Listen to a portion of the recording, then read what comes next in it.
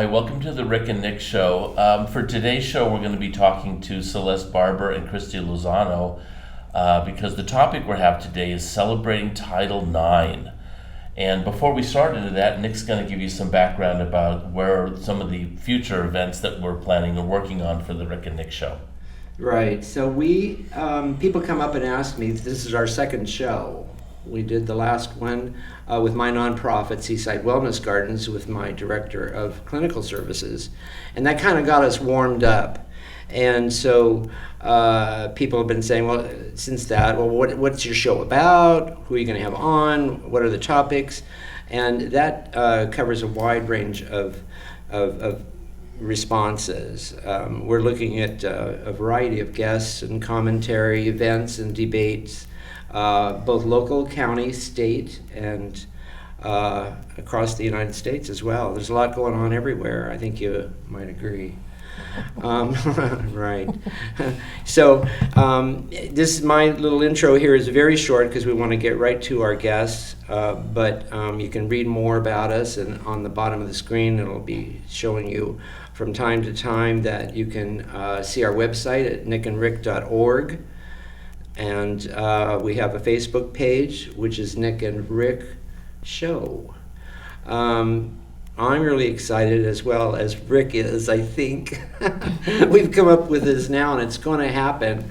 We're going to do a Man on the Street show, or events, and taping them, talking to visitors to Santa Barbara, locals, anybody who will talk to us.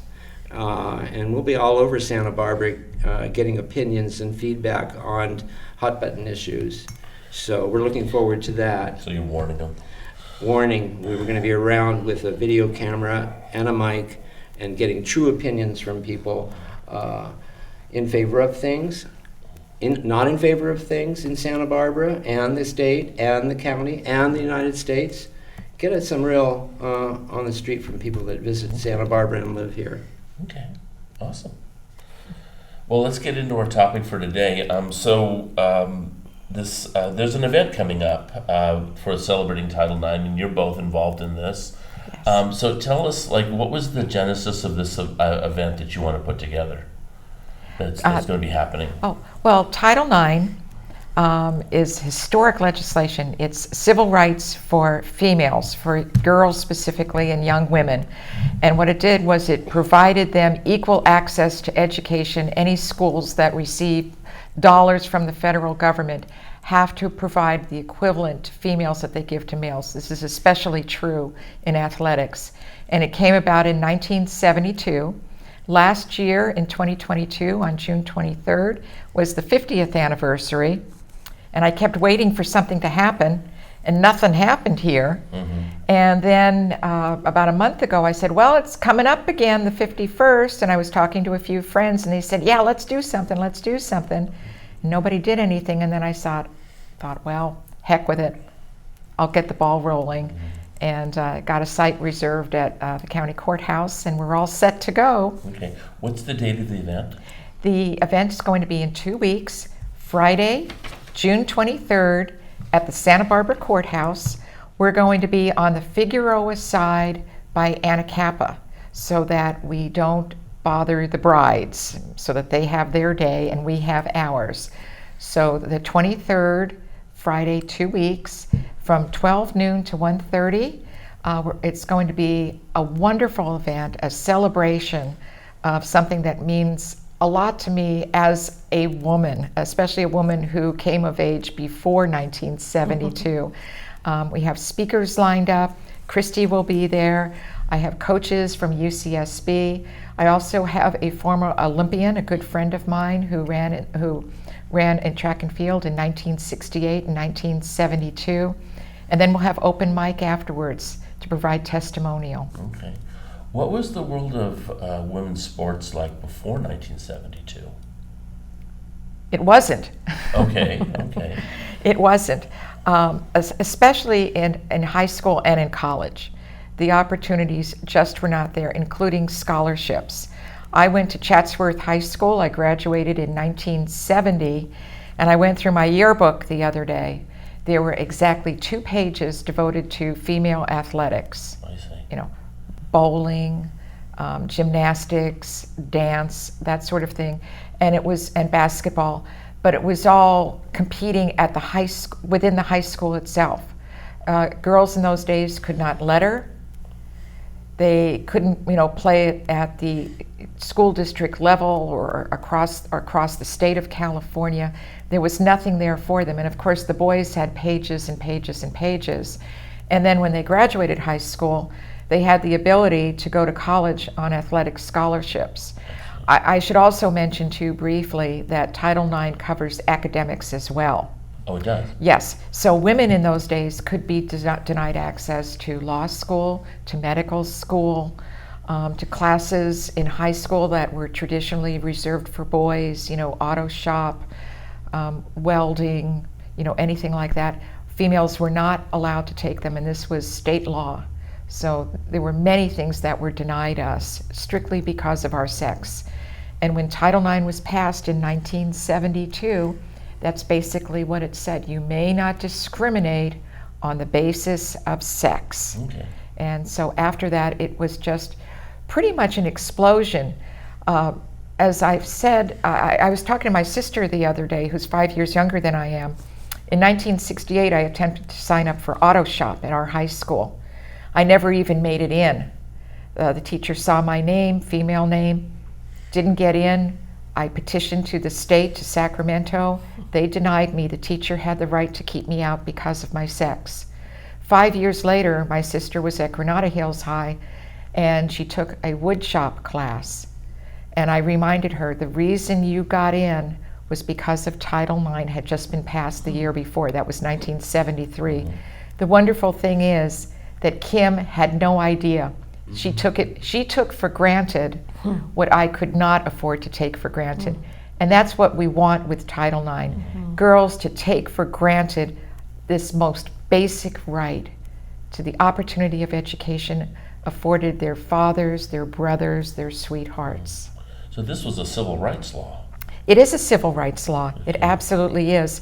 It's up there with American Disabilities Act, with the Black Civil Rights Act of 1964. It was an important act, and there were two chief people behind it. Congresswoman Patsy Mink from Hawaii, who was also the first minority woman elected to Congress, and then the co-sponsor in the Senate was Senator Baer, a senator from Indiana. And they got it through fairly quickly. He presented his version in the Senate in 1971, and the following year it passed. And Patsy Mink is a great, great woman. When we send people to Congress, we hope they do little harm, no harm, maybe a little good. And she's one of the rare representatives in Congress who actually, when she leaves, she made our country a better place for everyone here. She made a major difference and a real hero. So with a lot of civil rights laws, there's always a transition period where people have to adjust to it. Was there some backlash when this trying to integrate women into different fields, something people had been able to keep them out of? Oh, yeah, especially the football coaches. Okay. Because they didn't like it, because what they saw was that, okay, if the girls are going to get money out of this, and that's basically what it is, the bottom line is whatever you spend on the boys, you have to spend on the girls. Where's that going to come from? So they saw that money being taken away from them, and I believe what happened was some sports that weren't quite as popular had to be dropped. Well, there was always plenty to go around for the boys, and I don't see where football was harmed one bit. We all still watch Friday night football, the high schools, Saturday with the colleges, and professional sports, and boys' sports is as strong as ever. But yeah, there was a bit of tension at first. But as I said, by 1973, it was already opening up. They had to comply. And the wonderful thing about it is when you watch female athletes perform, whether it's at UCSB women's basketball, or if it's the tennis team at Dos Pueblos here, who's watching them? It's not just other girls, it's boys, it's fathers, it's mothers, it's the community. is celebrating girls. And one of the things they've learned, they know this for boys, it's true, is that if they compete in sports, they do better. They have higher self-esteem. They work together better. They do better academically in school. The same held true for girls. Girls, we've always had problems with our bodies, how we look. We're always worried about how we look. Christy can speak to that better than I can. But athletics for girls, allowing them to perform with one another or to compete on their own, gives them greater self-esteem, and they feel more self-confident about the bodies in which they were born. So, Christy, you grew up with this already in place, right? Yeah, so 1974 I was born, so at 5 Perfect years timing. old, I started playing soccer, and I think it was co-ed at that point, and there was several years where I played on boys' teams. It was me and a few other brave girls who would get out there with the boys, and it's kind of what has made me tougher, I think, today. In fact, I was even in the Air Force, I ran with the boys. Oh, wow. The girls did not want me to run with them because I was a good runner and I pushed them too much, so I ran with the boys. So I'm very comfortable doing that. But it is nice to have our own teams. I think it's, even as a teacher, and I've been a physical education teacher my entire career. I've been a coach for over 30 years. I teach a lot of sports, and sometimes I do a co-ed, but sometimes I separate. And it's just because you want each student to have the level of intensity that they can and feel good about it and not be frustrated by, being good at something is a good motivator, but you don't want them to become frustrated that Right. they can't perform because they're just being dominated. And so it's important to recognize those differences. And I remember when I was in college, I was a kinesiology major, and I remember one of the professors said, we were learning lacrosse, and they said for boys, it's very aggressive. They have to wear face masks, they can knock their teeth out. But she said for girls, it's a game of finesse. And it's just that we play different, and we can celebrate both ways that we play different. It doesn't have to be, against each other or competitive, but just how we play is, it's kind of a beautiful thing. And so having them in their own categories allows for us to see those differences. Right. So Title IX didn't force genders to play together, but it also didn't force segregation. It opened up possibilities. It opened up so that anybody could participate at whatever level they wanted to. Well, it opened up sex-specific sports. I see. And that's the important thing, because, females are different from males. And as Christy just said, we compete, we play differently than males do. And we have a different bone structure, muscle structure, lungs, heart. We can't compete at the same level that males can. And so it's also important, I think, also for boys to have their own space and girls to have theirs. We all need that. We all like to be together to mix it up, but you also need places where men can be in their world and compete together, and women in theirs. And I don't know if I'm making myself or I'm being articulate there. Yeah. But the other thing too is if you expect females to compete with males, they're going to lose most of the time. Even the most elite female athlete cannot compete against a man or a boy, and they're just going to give up. Well, and it was interesting, so I've always had to give the presidential fitness test in physical education, and the standards for boys and the standards for girls have always been different. For flexibility, there's more required of a girl and less required of a boy. For running the mile, boys have faster times, girls have a little bit slower times. And so it's not necessarily one's better than the other, they're different. And boys are generally not as flexible as girls, and so there's going to be some things girls are going to excel at over a boy. But I think it's just honoring kind of how we're made and the things that we can do well, and keeping those separate. And it's not that girls couldn't compete on a boys' team. I remember we had a kicker. She was a female. She was on the football team. It's not that they couldn't. They just knew what they were up against if they chose to do that. Different standards. Yeah. Yes. Yeah, and they were up for the challenge. So you served in the military. Now, when you were in the military, did they have different standards there as well? Yeah. Yes. Okay. I mean, some standards maybe were, I was an expert marksman, so I think as far as shooting a weapon, there were the same standards for women and men. I mean, yeah, for women and men.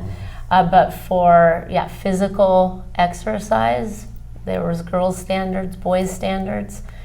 I've always probably been more up to the boys' standards, just because I've been athletic my whole life and naturally inclined.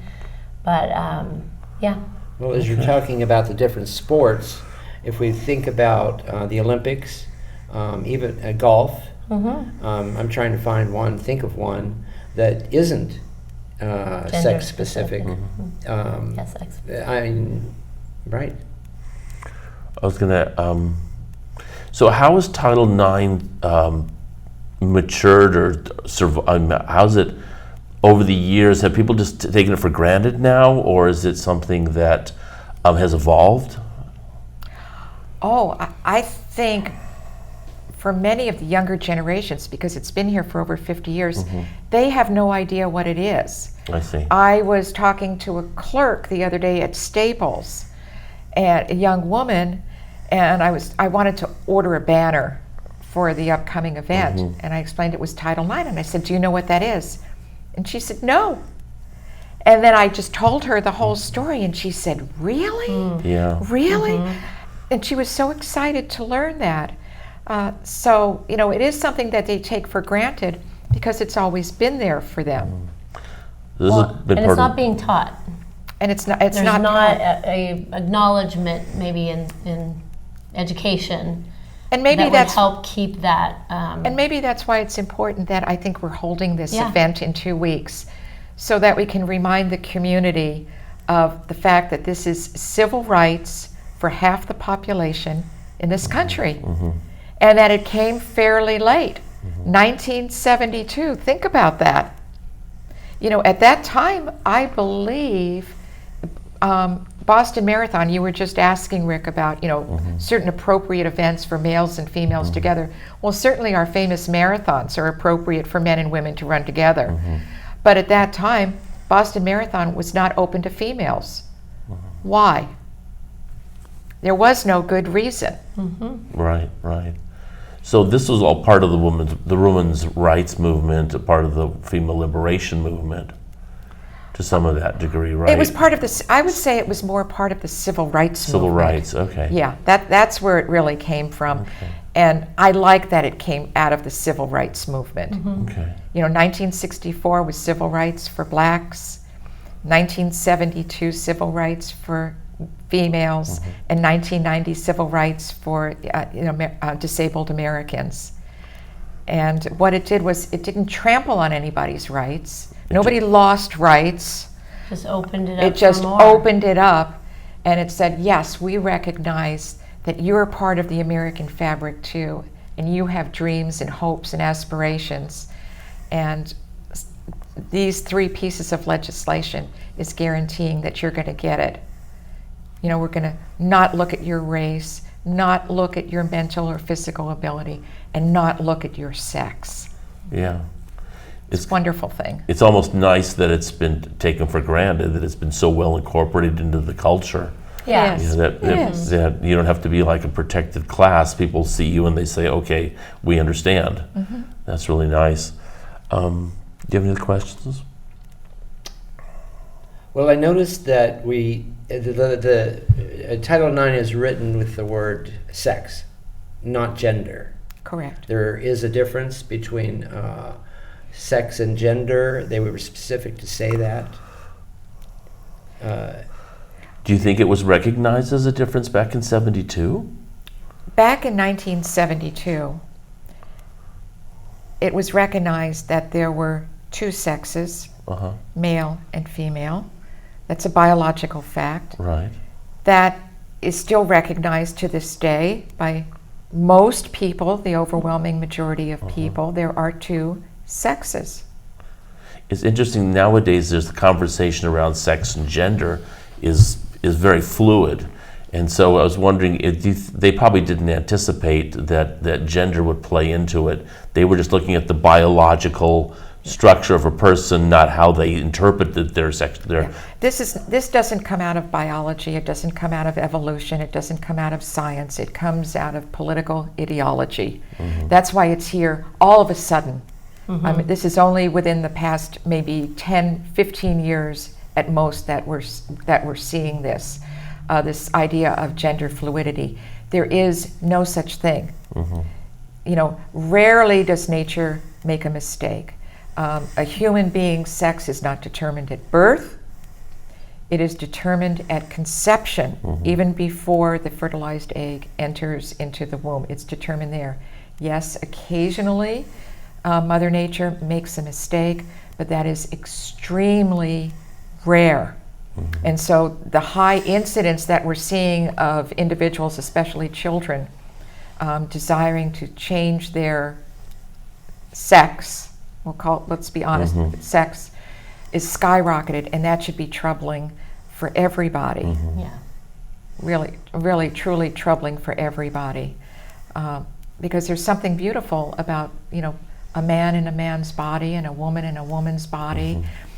And, you know, if one is at war with one's body, somehow you have to try to find out what is the root cause of that. I'm thinking, especially girls are so vulnerable to this, and that's my primary concern, is not the transgenderism, it's what it's doing to females.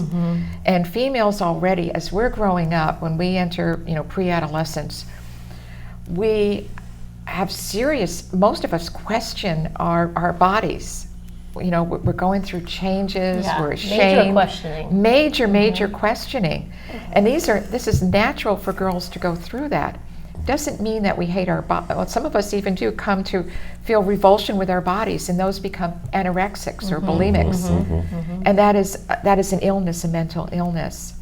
And so I think, you know, most boys and girls, if they're left alone to their own devices, or if you give them good counseling, they'll work their way through it. Some of them will, when they grow up, will become gay men or lesbian women, and that's wonderful because they're comfortable in their bodies. That's the important thing. Your body is beautiful and precious. And I think it can be well into your 20s until you actually discover, you know, I did not discover femininity until I was into my 20s. I was a tomboy. And I was out riding bikes and going off of jumps and all, you know, and even cut my hair short. And I didn't have anybody encouraging me in that way. And I remember when I got into my 20s, my mother-in-law loved having a girl. She had all boys, so she was like, I want to buy you dresses. And she kind of helped me move into that femininity, and I embraced it in my 20s, not when I was, you know, a teenager. And I just think, and then when I was little, my mom forced me to wear dresses, so that sort of, you know, made it a little bit more, I didn't want to do that, so I wanted to go spin on the monkey bars. So I think, you know, having that own experience myself of coming into that femininity at an older age, I'm very happy to be a woman. And So, imagine if she had come of age in today's world. yeah, there would have been a lot of voices in my head. A lot of voices, plus social media, Yes. school counselors, Super confusing. also friends. It's they've done studies now. Girls, when they decide that they want to transition, they don't usually do it as a single girl. They do it as groups of girls. So Christy could very likely have been pressured into denying her own sex and transitioning to becoming a male, never known what it's like to be a mother. I mean, is there, I'm really ignorant on the subject, but is there I mean, obviously, when I was growing up, there was the idea of a tomboy, and that was acceptable. Of course, with the males, it was if you were a softer male, then there was more judgment around that, social judgment. But did you feel any social criticism because you were a tomboy? I think a little bit. I mean, I think it's like somebody calling you fat or any of those sorts of criticisms as a kid hurt. You internalize everything. Yeah, you internalize it. And, I think as a teacher, and what I've observed is kids have to find out who they are inside of them. And it's a process. We are kind of speaking into children and helping them discover. I mean, I've been a physical education teacher, so I have loved my job because I get to see kids who dance are totally different than kids who play sports, and sort of helping them find. Some are really social. They're like the team builder of the family. I mean, of the team. They all have these different roles that they play, and when you can help kids find their roles, then they feel like they have a little piece of their identity because they're trying to form an identity of who they are. That's our job as teachers, K through 12, is to how we can help them form that identity. And I like to look inside them and help bring those things out. A lot of this gender transitioning is to bring something from the outside in, something you can pay money for. And to me, that's never where the fix is. I mean, there might be some things that add to it, but the fix is from the inside out and helping somebody discover who they are and feel good about themselves. And I mean, I teach elementary. Elementary is my most favorite place to teach PE because I can discover these things in these kids when they're young. And I mean, just this year I had a student who could not run a lap. And on her very last day of running, she ran a 5K. And she's a 7th grader, and 5K is 3.2 miles, but never believed in herself as a runner. Wow. She probably will never run competitively, but she learned that she is capable of running, and she has this crazy determination. She realized I have a determination inside of me too. And so we draw those things out, and that's what kind of brings peace to their soul, of who they are and what they have to offer the world, and that they matter. And all those questions that we all, want to know about ourselves. It's wild to me how much power a teacher has. A lot of power. And if you have no integrity, or even if you're, ignorant of the potential consequences of your intentions. I take my job very seriously. Yeah, I mean, if that isn't balanced or at least buffered in some way, I mean, that can be so destructive. And it seems like we're hearing a lot these days of teachers influencing the kids, not helping them to identify how they're growing, but to influence them one way or the other and not making a long-term what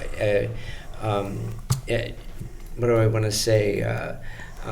Approach to the way you're doing it. It takes time to understand how a child's evolving, and without influencing and taking the first suggestion that they think that they need to be a boy or they are a girl or whatever. I mean, think about how hard junior high was, anyways, without all of this stuff. That's right. It was so hard. Yeah. Junior high. You just try to fit in, and then you have to worry about your identity on top of that, which is insane. Right. So these kids are under tremendous pressure. And as adults, our job is to lighten their load in any way that we can. And by, bringing these subjects into a classroom, it is not lightening their load. It's burdening them, to a really extreme degree. And with social media, between social media and it being brought into schools, I don't know. I don't want to say these kids don't stand a chance because I think the social that they do, pressure is but intense. It's intense. It's not just your classroom; it's the whole world now. Right. That's what's so nutty about it. And adults can sometimes handle that. Kids cannot. So surprisingly, I don't think a lot of adults can handle it. I know, You but know. then think about a kid. Yeah, I can't imagine. You I know. mean, because I've always noticed that, you know, when people have to decide on what's appropriate, they always look to other people for guidance. Mm-hmm. You know, and if the people around you are pushing you in a direction that's not in sync with who you are, you have a real problem. Yeah, and then you end up unhappier than you were to begin with because you've gotten away from yourself. Yeah, sure. You know, Sure. so. Do you think that's part of training for teachers? You know, that they like try, instead of telling them this is what our agenda is and we're trying to push kids in this direction, is being more student centered. I mean, that takes a lot of time, Well, they think they're being student centered. That's what they say. They're not. They're agenda centered, and to be student centered, you would see a flourishing in students. We're not seeing that. I mean, actions speak louder than words. You know, Interesting. we look at the action of what's happening versus what they're telling us. You'll see the difference. Yeah.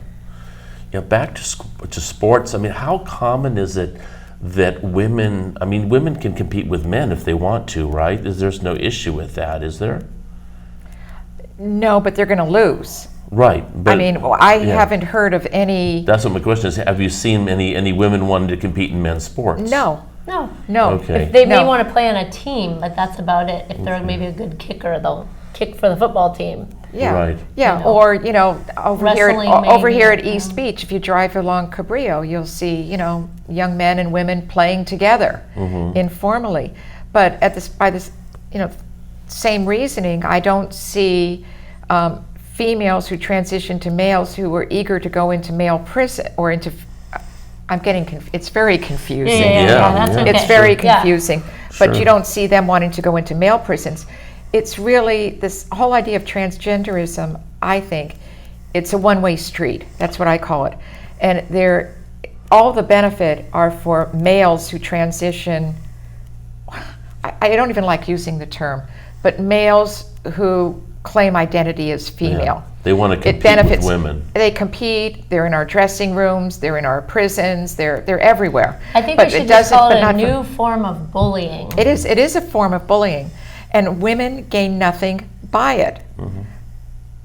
For those of us who are subjected to these males, but also for the female athletes who are subjected, there is no benefit, and that's why my focus, and why I take such a strong stand in this is I'm a feminist.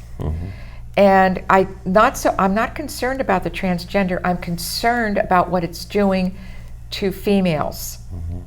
What have you heard from women that are on female sports teams that all of a sudden have to compete with men? How did they react to that? Christy would be best. They're mad. They're mad. They are mad. I think some of our sports teams here in Santa Barbara at the high school level, boys are coming over to compete against the girls, and they're mad because they win. And then it takes their scholarships, it takes their chance of being good away, and it's not fair. Right. So there's a feeling of powerlessness. Yeah. I mean, what can women possibly do to stand up? I mean, this law is supposed to stand up for them, but if it's not doing it, Right. how can they stand up for themselves when they're feeling powerless in this Maybe situation? they boycott sports for a little while, or Yeah. they don't compete until their arena has been secured. Yeah. Well, that sounds like an interesting approach, but that's kind of the same approach a lot of people have used for fighting for civil rights. The idea of if you're not going to be treated fairly, why participate? Right. So do you think that's a possibility that people are going to show up to events where and they're going to decide we're not going to play this game because we can't have a chance? Well, I think you have to do that for a time. I mean, they want to compete. They want to, like Celeste said, they get a lot out of what they do. And so it's not fair for them to have to stop doing something that they love. So there needs to be, I don't know, maybe a third category, some sort of a compromise create a third category, and they can compete in that category, and we'll have a women's category and a men's category. I mean, I don't know what other solution. But I would believe be. that Title IX must be preserved for females, for girls and women. It's civil rights legislation, and I'd like to add here that all of the other, every civil rights act that has been passed, 1964, 1990, and this one in 1972, when that legislation was passed, nobody lost rights. When blacks gained rights, whites lost nothing. But as a country, we gained so much, equal access. And that's what was true with Title IX. In the case of gender fluidity or transgenderism, that is trampling on the civil rights, most basic rights for half this population. And that's the first time that's ever happened. No other group has ever done that. So Title IX, it must be remembered, is based on sex.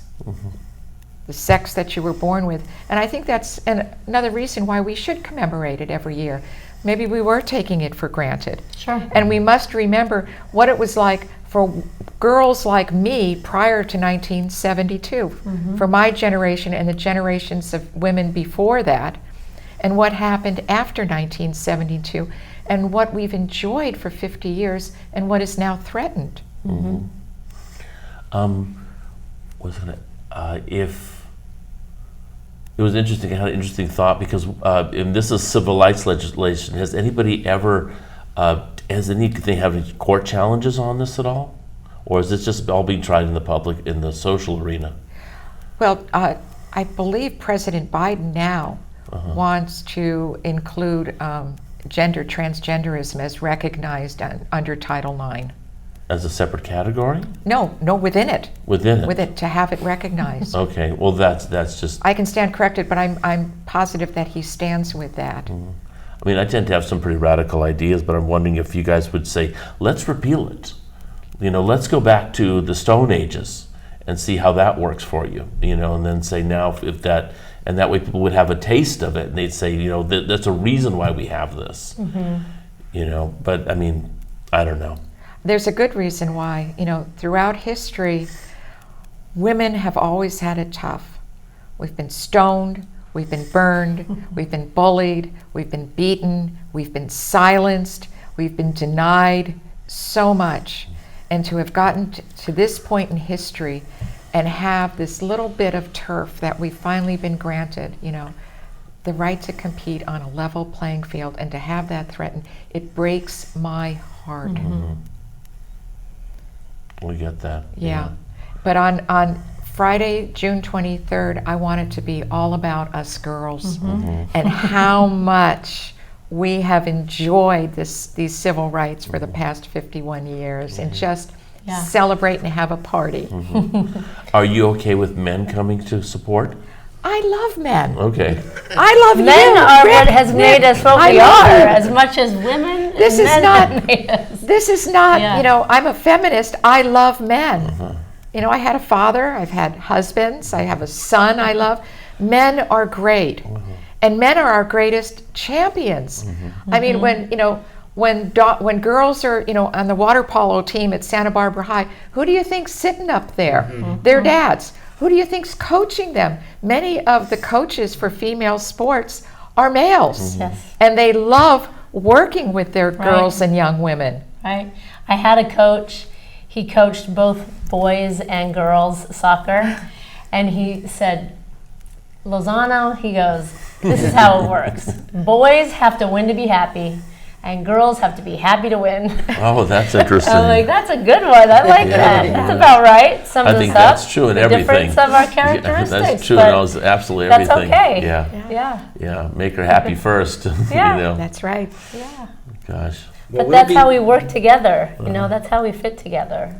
Well, we'll be down there supporting you on that day. We've already said that we were going to and help out and be there. And you've got a great location on the corner of Anacapa and Figueroa. So you've got the corner, and getting the word out for people to really understand this and it's a true celebration of women's rights. It's a true celebration, and we encourage families to come, to bring your daughters and sons, just to enjoy the day, to enjoy what the privilege of having Title IX and living in a country where we have that right. We've sent several Olympians to the Olympics, both male and female. We had, I think, a swimmer or water polo player in the last Olympics that went from Santa Barbara, I think from DP High School, and there's a lot of athletes grown in Santa Barbara. Volleyball players, what was his name, Todd Rogers, who won the gold medal in volleyball probably 12 years ago in the Summer Olympics, and we love sports. Americans love sports. So whether it's male sports or female sports, when they're winning, we love to watch. So True. yeah. True. And I always, as a teacher, in fact, I told somebody this today, I think sports are sometimes the window to your soul.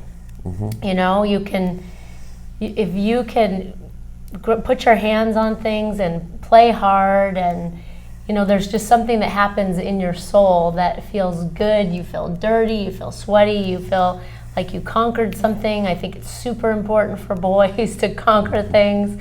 I think that girls don't always want to conquer things, but there are some girls that do. I'm one of those, and but for girls, it's very social. It's kind of that social element of working together and being a team. And I coached San Marcos High School girls soccer for 8 years. I was the head coach over there, and it was so fun building them together as a team and getting them to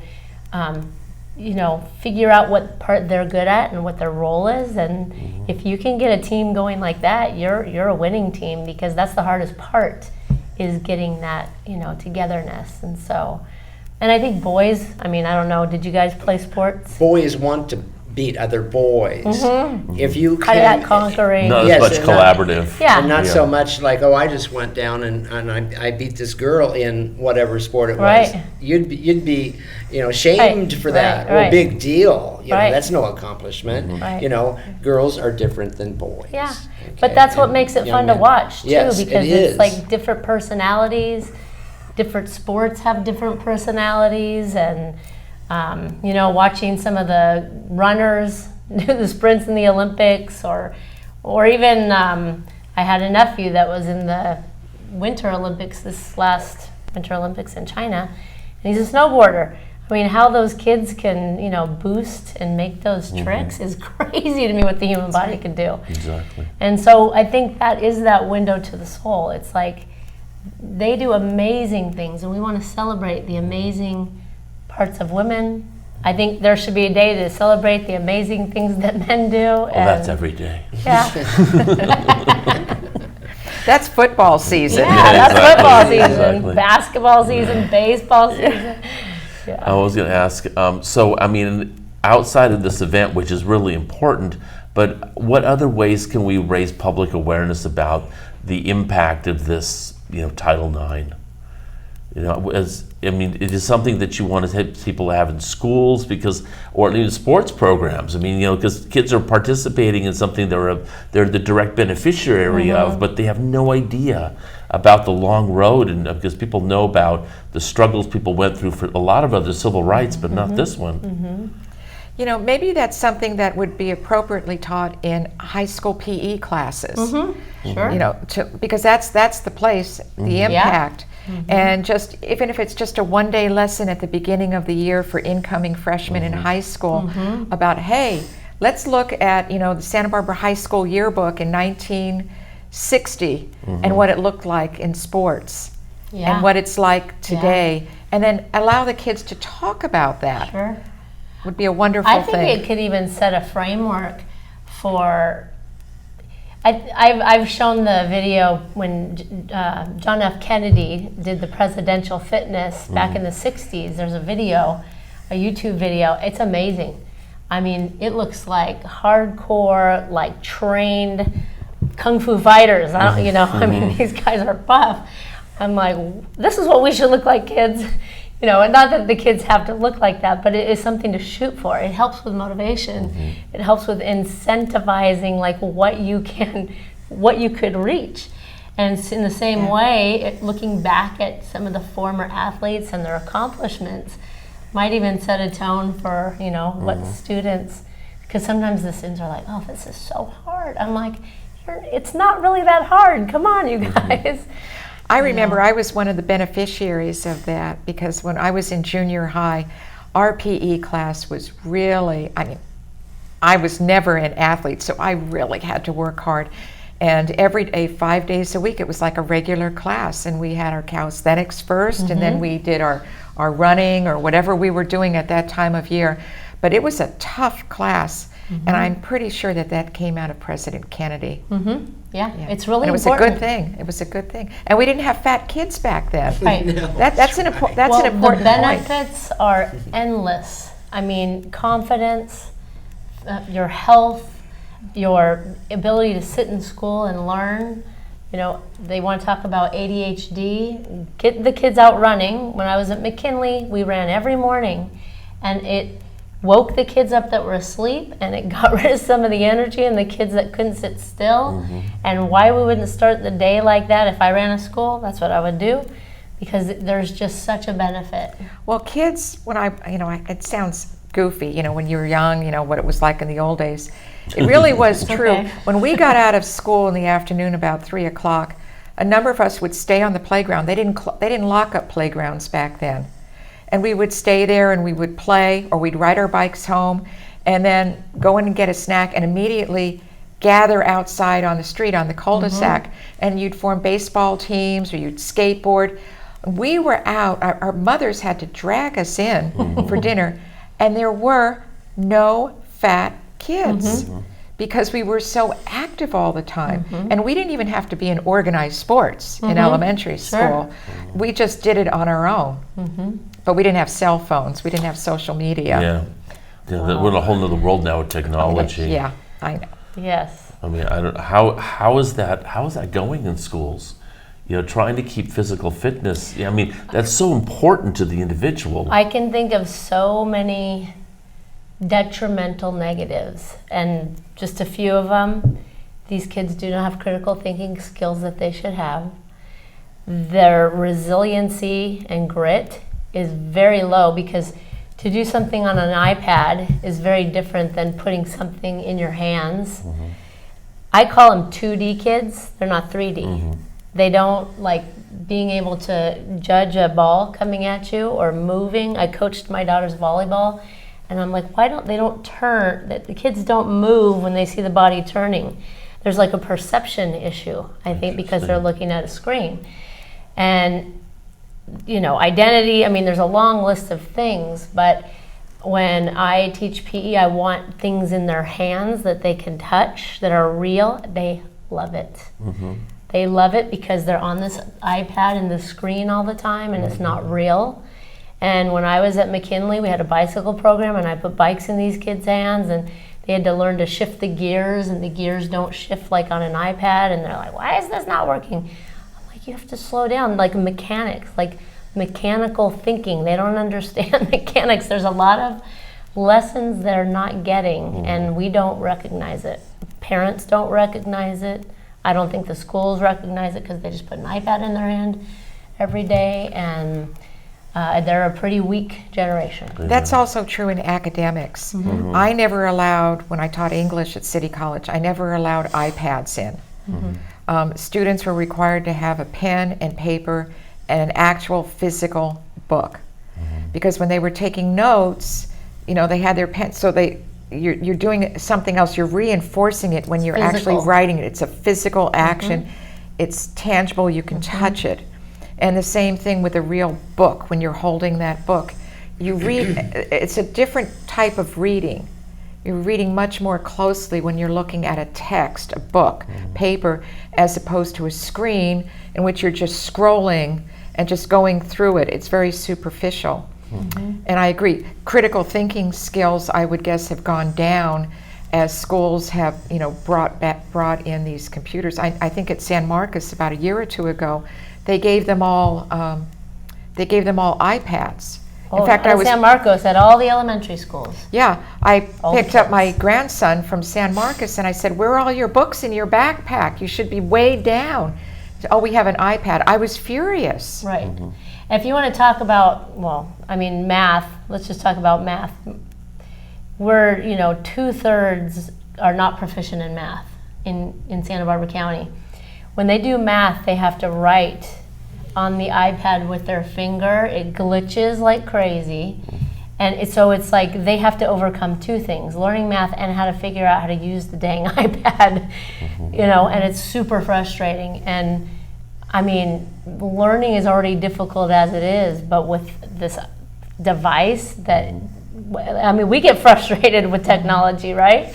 These poor kids, these kids are burdened in more ways than And we the could screens even understand. hypnotize. Yeah. And that's very different from, actually writing things down and looking at a book where you're much more actively engaged. Right, and there's something to writing the thing down on a piece of paper. You're learning it, but you're also physically, That's involved why in it. taking cursive out Sure. is very sure, dangerous. Sure. Whoever the wizard is, he should be shot. I know I'm part of the curmudgeon club, but here's America's favorite babysitter.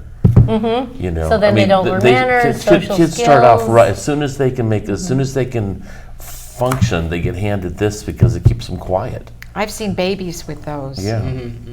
Well, to me, that it's a crisis that if it doesn't get addressed, we're going to have a major problem. Yeah. Where did I don't know we should have legislation for children. Adults, again, can do what they want, but for children? But yeah, that's true in everything we're talking about here. Trying to protect the sanctity of childhood. How do you do that? I've apologized to my 17-year-old. I said, "You got robbed. I'm sorry you got robbed in your childhood." I've done my best to try to mitigate that. I take her, we go do things, not on the screen, but in a lot of ways, I feel like she's been robbed of her childhood. Yeah. So what are the physical education, the PE requirements these days in the schools? Are there any? No. Or, and Really? no fitness tests? Oh no, COVID demolished all of that. Really? So wasn't there a There presidential was, something or other? yes, supposed it was never followed, by our school Was it a district. guideline instead of a? Yeah, I've always used it because it's very motivating for kids to see a number, to try to beat their number. So I've continued using the presidential fitness test standards and all that. I have little cards, and the kids, every week we practice a different, part of the test so that they get really good at it. And they buy in hook, line, and sinker, because who doesn't like seeing themselves progress? So they're competing against themselves, Yeah, not some yeah. arbitrary standard. Right, and they can compete against each other. That's always fun too. But I always say you're competing against yourself. And I get buy-in because they see it, they write it down, and they feel good about it. They love seeing their mile times come down. They start out at 20-minute mile, which is pretty slow, but they're at 12 or 13 by the end of the year. They're like, yes. They feel The good. great thing about sports in schools too, it allows you to be part of a team. Academics doesn't really Yeah. allow that. Yeah. But to be part of a team, to compete against another team or a few people, it allows kids, because they're fledgling social animals, and they're learning, how do I make my way in this social world? How do I become part of a community? And sports is a great introduction to that. How to get along, how to accept winning something, but doing so with grace, how to accept defeat as well. All of that. Are you promoting sports as a cure for narcissism? Absolutely. Absolutely. Absolutely. So, As long as everybody doesn't get a trophy. When we were Because if Exactly. everybody You gotta gets a lose. You trophy, gotta we lose have a problem. sometimes. What, Failure's important. isn't everybody get to be a winner all the time in life? Isn't that Well, that that's seems what to be a they're new pushing standard? for, Yeah. but it's not. It's really boring. Yeah. It's when we were really talking boring. earlier, Celeste, how physical education PE classes were when we were in school. There was a PE period that you did, and the boys would go to the boys' gym, changed into those, and you all had to wear the official shorts and t-shirt, Yes. and the girls went and did their thing. So you had that separation, and you were talking about the fact that, there are spaces that need to be for the boys and men and young men, college, and the girls too. You said some really interesting things about that when we were talking.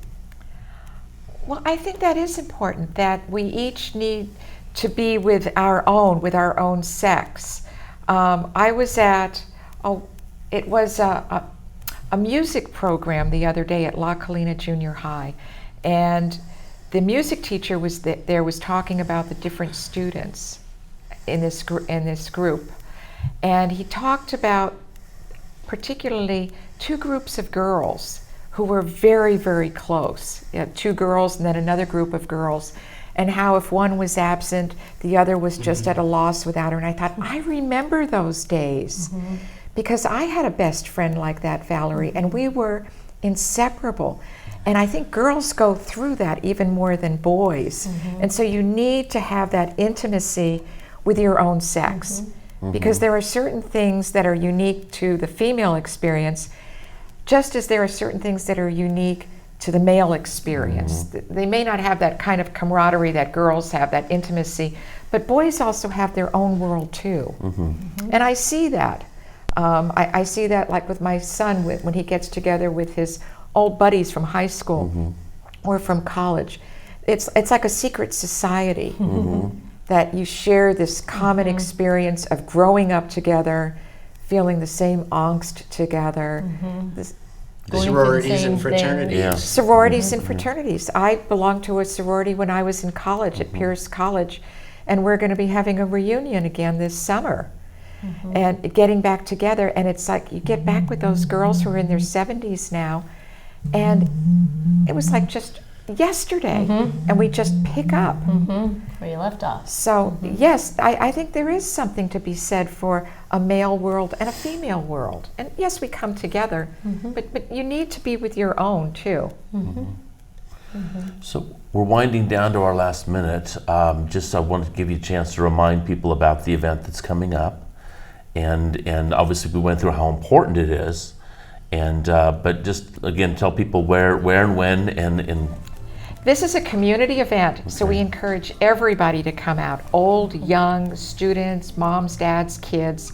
Friday, June 23rd, just 2 weeks from tomorrow, the Santa Barbara County Courthouse on the Figueroa side by Anacapa, noon to 1:30. We'll have wonderful speakers there. Christy will be there, other coaches, athletes, and then open mic, so you can talk about how, if you come up, talk about how wonderful Title IX was for you and your family. wonderful. Thank you for coming. Yes, Thank you you both. guys. Lisa, very Thank you, much. Christy Yes. and Celeste. Thank Yes. you very much.